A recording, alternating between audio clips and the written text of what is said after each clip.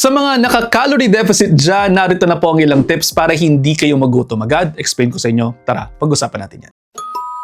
Again, to explain the rationale kung bakit mahalaga ang konsepto ng calorie deficit sa mga taong nagpapapayat, ito po ay dahil kapag mas kakaunti ang inyong nakakain, mas bumababa po ang inyong calories in. At sa pamamagitan nito, kung mas magiging mababa yan kaysa sa energy or calories na nagagamit mo throughout the day or yung calories out, kukuha naman po ang inyong katawan ng enerhiya mula sa storage at bababa ang inyong timbang. Ganun kasimple, parang siso. More calories spent or calories out than the calories in or nakakain ninyo, mas makakatulong sa pagpapababa ng inyong timbang. Pero baka may mga makikita kayo nagsasabi na kapag ka daw naka-calorie deficit ay nagkakaroon ng nutrient deficiency. Hindi po yun ganoon. Ito po, ang calorie deficit po ay ginagawa natin ng guided kayo. Kaya naman ito po ay computed para sa inyo at para magkaroon kayo ng definite at tama na dami ng nutrients na ipapasok sa inyong katawan at hindi kayo magkakaroon ng nutrient deficiency. Inaral po ito ng mahabang panahon ng mga totoong registered nutritionist dietitian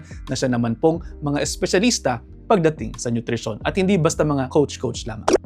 Now, na nasabi na natin ang mga yan, mahalaga po na mapanatili natin as long as possible ang pagiging busog or pagiging satiated ninyo para hindi po tayo naghahanap ng pagkain na very often. Kasi naman kapag may pakiramdam kang parati kang gutom at nag-give in ka sa pakiramdam na ito, po pwedeng tumaas ang iyong calories at matitip ang balance ng siso leading to more calories in than calories out kaya tataas ang timbang mo in the long run. So ngayon, ano na nga daw ba yung tips natin? Narito po, explain ko sa inyo isa-isa. Una, uminom ng maraming tubig. Pwede po kayong uminom muna ng tubig bago kayo magsimulang kumain para makaramdam na kayo ng pagkabusog and consequently, onti po ang makakain natin. Pangalawa, kumain ng mas maraming fiber. Diyan po papasok ang gulay, prutas, whole grains. Kasama din po sa tip na ito, kapag kayo ay kakain, unahin ninyong kumain ng gulay during meals. Ito po ay para hindi kayo magkaroon ng glucose spike. Also, kapag sinabi po natin gulay, ang tinutukoy po natin dito ay mga non-starchy vegetables. Ibig sabihin, yung mga complex na gulay at wala masyadong starch tulad ng mga green leafy vegetables at iba pa. Pwede nyo po yung screenshot ang photo nito. Nariyan po ang non-starchy vegetable list natin. Next tip po natin,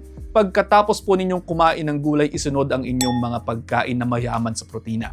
Lean protein dapat. Ito po ay mas nakakabusog sa inyo at mas mag-i-increase ng gastric emptying time. This way, makakatulong din ito for tip number 4, small frequent feeding. Kahit po small, pakiramdam ninyo bulky dahil nga po sa fiber at sa protein ng inyong nakakain. Wait for 4 hours bago po kayo kumain ulit dahil yan po yung physiologic talaga na hunger. Pwede po kasi na akala ninyo gutom kayo pero emotional hunger lamang pala ang nararamdaman ninyo. At panghuling tip po natin, number 5, mindful eating. Dahan-dahan sa pagkain mga kapatid. Chew your food properly whenever you're going to eat. This way, may iwasan po ang masyadong marami nakakain at hindi ka agad nagugutom.